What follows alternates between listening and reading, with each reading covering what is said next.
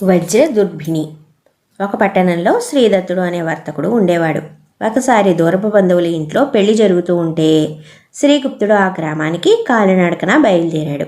అతనికి దారిలో రంగన్న అనేవాడు ఒకతను పరిచయం అయ్యాడు. రంగన్నది దగ్గరలోనే ఉండే ఒక గ్రామం. అతను కూరగాయలు పండించి రోజు పట్నంలో వాటిని అమ్మి తిరిగి స్వగ్రామానికి పోతూ ఉండేవాడు. రంగన్నని శ్రీగుప్తుడు ఎరగకపోయినా శ్రీగుప్తుడిని రంగన్న మాత్రం ఎరుగును. వాళ్ళు వెళ్లే దారికి కొంచెం పెడగా ఒక దెయ్యాల భవంతి ఉంది. ఒకప్పుడు అది జమీందారుల లోగిలి.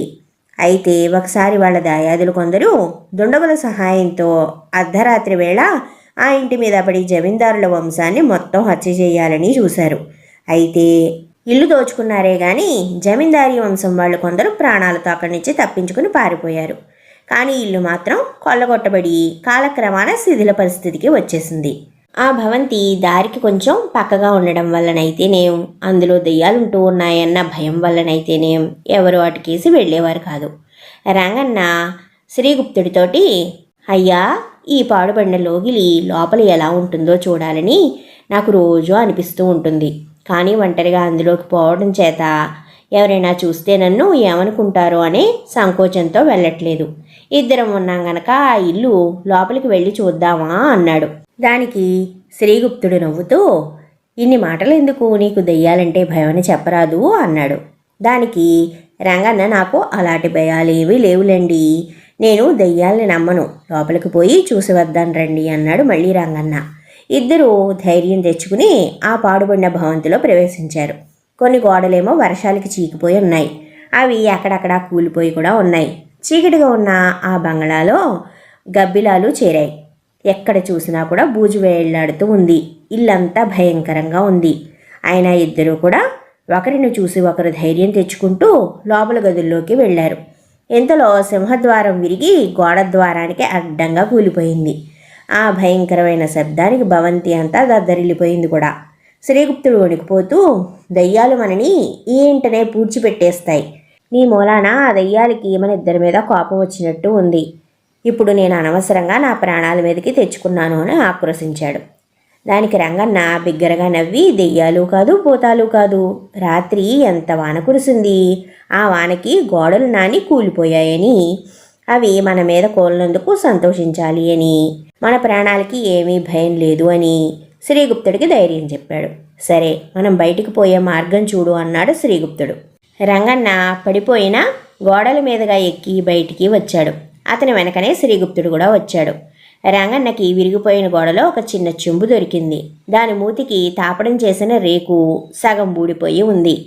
మిగిలిన రేకుని రంగన్న తన చేతితో లాగేసి బోర్లించి చూశాడా చెంబుని. దాంట్లోంచి కొన్ని రాళ్లు కింద పడ్డాయి. వెంటనే శ్రీగుప్తుడు వాటిని చేతిలోకి తీసుకుని ఆడించి అవేవో విలువైన రాళ్లని గ్రహించాడు. దానితో రంగన్నని మోసగించి వాటిని తానే సంగ్రహించాలి అని అతనికి దుర్బుద్ధి పుట్టుకొచ్చింది. దానితో శ్రీగుప్తుడు రంగన్నతోటి, ఇలాంటి చెంబులు 3 గాని 5 గాని సింహద్వారాల్లో తాపడం చేస్తారు. అలా చేస్తే శుభంట, ఇంకా ఉన్నాయేమో చూసిరా అన్నాడు. వెంటనే రంగన్న మళ్ళీ పడిపోయిన గోడ మీదకి ఎక్కి కొంతసేపటికి ఉత్త చేతులతో తిరిగి వచ్చాడు. ఈలోగా శ్రీగుప్తుడు చెంబులో రాళ్లు మూటగట్టి ఆ చెంబులో మామూలు రాళ్లు వేసి ఉంచాడు. రంగన్న రాగానే ఆ రాళ్లని మళ్ళీ తన చేతుల్లోకి తీసుకుని పరీక్షిస్తున్నట్టు పరీక్షించి, ఇందాక చీకట్లో సరిగ్గా కనిపించలేదు, ఇవి మామూలు గులకరాళ్లే రంగన్న అంటూ శిథిలాల్లోకి విసిరేశాడు. ఇవేవో పంచలింగాలు, ఎవడికి కావాలి ఈ బోడిలింగాలు అని శ్రీగుప్తుడు చెంబుని రంగన్నకి ఇచ్చి ఉంచుకోమన్నాడు. శ్రీగుప్తుడు విసిరిన ఆ రాళ్లల్లో ఒకటి రంగన్న కాళ్ళ దగ్గర పడింది. కానీ దాని పక్కనే మరొక రాయి రంగన్నకి కనిపించింది. అది చెంబులోది కాదు. ఒక బోడిలింగాన్ని జ్ఞాపకార్థం ఉంచుకుంటాను అంటూ రంగన్న వంగి ఆ కొత్త రాయిని తీసి చెంబులో వేసుకున్నాడు. శ్రీగుప్తుడు చెంబులోని అసలు రాళ్ళని కాజేయటానికే తనని శిథిలాలయాలకి మధ్యగా పంపాడని రంగన్న గ్రహించాడు. కానీ ఆ సంగతి తనకి తెలిసినట్టు అతను పైకి కనబడినవ్వలేదు. తర్వాత ఇద్దరూ ఎవరి దారిన వారు వెళ్ళిపోయారు. రంగన్న మర్నాడు పట్నంలో కూరలు అమ్ముకుని శ్రీగుప్తుడిని చూడబోయాడు. రంగన్నని చూడగానే శ్రీగుప్తుడు కంగారు పడ్డాడు. రంగన్న అనుమానం రూఢి అయిపోయింది. రంగన్నకు పట్నంలో పగటి వేషాలు వేసే స్నేహితుడు ఒకడున్నాడు. ఒకప్పుడు అతని కుటుంబం వాళ్ళు బాగా బ్రతికారట. అతని పేరు వసంతరాజు. రంగన్న వసంతరాజుకి జరిగినదంతా చెప్పి శ్రీగుప్తుడికి తగిన శాస్తి జరగాలని చెప్పాడు. వసంతరాజు అందుకు ఉపాయం ఆలోచించాడు. అతను ఆ సాయంకాలం ఖరీదైన దుస్తులు వేసుకుని పెద్ద మనిషిలాగా శ్రీగుప్తుడి దుకాణానికి వచ్చాడు. శ్రీగుప్తుడు శిథిలాల మధ్య దొరికిన రాళ్లని సానపట్టించి అవి ముడి వజ్రాలు అని తెలుసుకున్నాడు. చాలా ఏళ్ల నాటివి కావటం చేత మట్టి పట్టి రాళ్లలాగా ఉన్నాయి. వసంతరాజు శ్రీగుప్తుడితో, అవి వజ్రాలా ఏం? మన వజ్రాలకి అరేబియాలో వల్లమాలని గిరాకీ. నేను అరేబియాలో వజ్రాలు అమ్మి లక్షలు గడించాను అన్నాడు. వజ్రాలకి ఎలా విలువ కడతారు అని శ్రీగుప్తుడు ఆత్రంగా అడిగాడు. అందుకు వజ్రదుర్భిణి అనే పరికరం ఒకటి ఉంది. వజ్రాలని ఒక కుండలో వేసి నీళ్లు పోసి ఒక రోజల్లా ఉంచాలి. మీకు కావాలంటే దాన్ని ఒక రోజు పాటు మీకు ఇస్తాను అన్నాడు వసంతరాజు. శ్రీగుప్తుడు తనకి దొరికిన రాళ్లని వసంతరాజుకి చూపించి, వీటి విలువ మీ వజ్రదుర్భిణిలో తెలుస్తుందా అని అడిగాడు.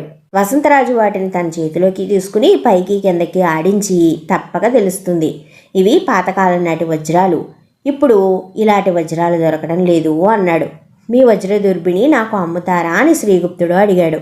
అసంభవం, ప్రపంచంలో ఇవి 4 ఉన్నాయి, అందులో నాది ఒకటి అంటూ వసంతరాజు తన వెంట తెచ్చిన పెద్ద పెట్టె నుంచి ఒక చిన్న రంగురంగుల పెట్టె తెరిచి, ఇందులో మీ వజ్రాల్ని వెయ్యండి అన్నాడు. శ్రీగుప్తుడు అతడి మాటల్ని నమ్మి వజ్రాల్ని అందులో వేశాడు. వసంతరాజు చప్పున ఆ పెట్టెని మూసేసి పెద్ద పెట్టె నుంచి కొంత భస్మం తీసి శ్రీగుప్తుడికి ఇచ్చి, దీన్ని మీ చేత్తో పెట్టె మీద చల్లండి అన్నాడు. శ్రీగుప్తుడు కూడా అలాగే చేశాడు. వసంతరాజు పెద్ద పెట్టెకి తాళం వేసి చిన్న పెట్టెను శ్రీగుప్తుడికి ఇస్తూ, దీన్ని కుండలో పెట్టి నీళ్లు పొయ్యండి, నేను రేపు ఈ వేళకి వచ్చి నా పెట్టె తీసేసుకుంటాను అంటూ సెలవు పుచ్చుకున్నాడు. వసంతరాజు తిన్నగా రంగన్న ఇంటికి వెళ్ళి వజ్రాల్ని అతనికి ఇచ్చేశాడు. ఈ వజ్రాల్ని అమ్మి చెరిసగం పంచుకుందామా అన్నాడు రంగన్న. ఒకప్పుడు ఈ వజ్రాల కోసమే రక్తపాతం జరిగింది, ఒక పెద్ద కుటుంబం కూడా చెల్లా చెదరైపోయింది అన్నాడు వసంతరాజు. అది నీకెలా తెలుసు అన్నాడు రంగన్న. ఈ వజ్రాలని మా తాతయ్య సంపాదించి వంశనాశనం తెచ్చుకున్నాడు అన్నాడు వసంతరాజు విచారంగా. అలా అయితే వీటిని నువ్వే ఉంచుకో అన్నాడు రంగన్న. అదేమిటి రంగన్న, నీ మూలంగానే కదా వీటి ఆచూకీ నాకు తెలిసింది. మా వంశం నాశనం అయినాక కూడా నాకు వీటి మీద ఏం మోజు ఉంటుంది? నువ్వన్నట్టు వీటిని అమ్మి డబ్బు చెరుసగం తీసుకుందాం, సరేనా? అది నీకు ఇష్టమేనా అన్నాడు వసంతరాజు. మర్నాడు శ్రీగుప్తుడు నీటి నుంచి చిన్నపెట్టెని తీసి చూస్తే అందులో రాళ్ళు తప్ప ఇంకేమీ లేవు. తన దగ్గరికి వచ్చిన పెద్ద మనిషి తనకి భస్మం ఇచ్చేటప్పుడు తన వజ్రాల పెట్టెని మార్చి ఇంకొకటి ఇచ్చాడని గ్రహించి శ్రీగుప్తుడు గొల్లుమన్నాడు. శ్రీగుప్తుడు చూస్తూ ఉండగానే రంగన్న పట్నంలో పెద్ద లోగిలి కట్టించి లక్షల మీద వ్యాపారం చేయసాగాడు. తేలుకుట్టిన దొంగలాగా శ్రీగుప్తుడు రంగన్నని చూసి మనస్సులో బాధపడ్డాడే తప్ప ఇంకా చేయగలిగింది ఏమీ లేక నోరు మూసుకుని తన పని తాను చూసుకుంటూ ఉన్నాడు. నిజంగా రంగన్నని ఆ రోజే ఇవి వజ్రాలు అని చెప్పి ఉంటే తన స్నేహితుడికే సగభాగం ఇస్తానన్న రంగన్న శ్రీగుప్తుడికి కూడా సగభాగం ఇచ్చుండేవాడు. దురాశ దుఃఖానికి చేటు, అతడు తీసిన గోతిలో అతడే పడ్డాడు. కథ కంచికి మనం ఇంటికి. కథ మీకు కూడా నచ్చింది అనుకుంటూ ఉన్నాను. కొత్తగా మీ ముందుకి వస్తూ ఉన్న మా ఉమా చందమామ కథల ఛానల్ని సబ్స్క్రైబ్ చేసుకుని మా కథని 10 మందికి షేర్ చేసి, లైక్ చేసి, కామెంట్ చేయండి.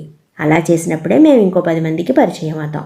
మనం తిరిగి మరొక మంచి చందమామ కథతో మళ్ళీ కలుసుకుందాం.